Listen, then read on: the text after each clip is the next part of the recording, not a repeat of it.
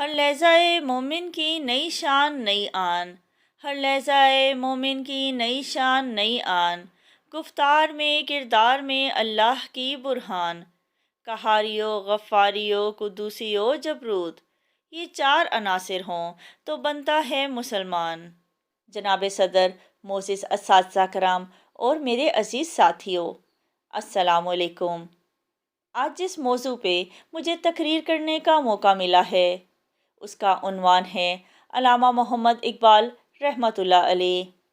جناب والا، اس دنیا میں دو قسم کے لوگ رہتے ہیں، ایک جو دن بھر اپنی خواہشات کے پیچھے بھاگتے ہیں اور دوسرے جو اپنے مقصد کو تلاش کرتے ہیں اور اپنی منزل کو حاصل کر کے سرخرو ہو جاتے ہیں۔ ایسے ہی عظیم اوصاف اور علم کی تڑپ رکھنے والوں میں علامہ محمد اقبال رحمۃ اللہ علیہ کا نام سر فہرست آتا ہے۔ جب آزادی کی تحریک نے جوش پکڑا تو علامہ محمد اقبال رحمۃ اللہ علیہ نے بھی اپنے قلم سے لوگوں کو بیدار کیا۔ 1915 کے وسط میں اسرار خودی، 1917 میں رموز بے خودی، 1923 میں پیام مشرق، 1924 میں بانگ درا اور 1927 میں زبور عجم شائع ہوئی۔ آپ کے الفاظ اور خطبات مسلسل شائع ہوتے رہتے اور لوگ لگن سے آپ کے الفاظ کو سن کر سمجھ کر ان پر عمل کیا کرتے۔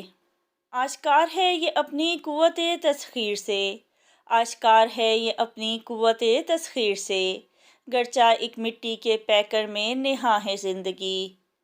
1930 میں آل آباد کی صدارت علامہ محمد اقبال رحمۃ اللہ علیہ کو نصیب ہوئی تو آپ نے ایک شاندار خطبہ دیا اور اس خطبے میں ایک خیال کا اظہار کیا کہ میں ایک جنت کا ٹکڑا چاہتا ہوں جہاں مسلمان رسم و رواج سکون و محبت کے ساتھ پروان چڑھیں، جہاں رمضان و محرم کا احترام قائم ہو، جہاں عید کی خوشی قائم ہو، جس ملک میں امن و امان قائم ہو۔ میں مسلمانوں کے لیے الگ وطن چاہتا ہوں اور یوں پاکستان کے تصور کی بنیاد وجود میں آئی۔ آپ کا مقصد صرف یہی تھا کہ ہماری قوم کے لوگ کبھی بھی کسی کے محتاج نہ بنیں۔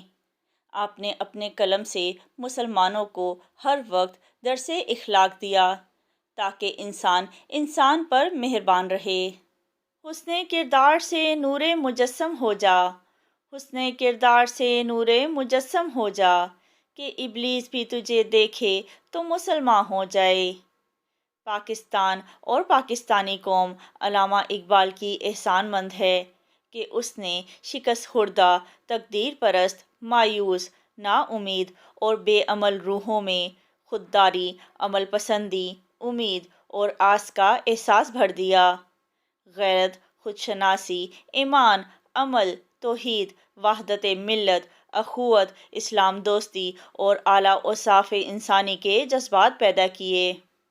ایک ہوں مسلم حرم کی پاسبانی کے لیے، ایک ہوں مسلم حرم کی پاسبانی کے لیے، نیل کے ساحل سے لے کر تاب خاک کا شغر۔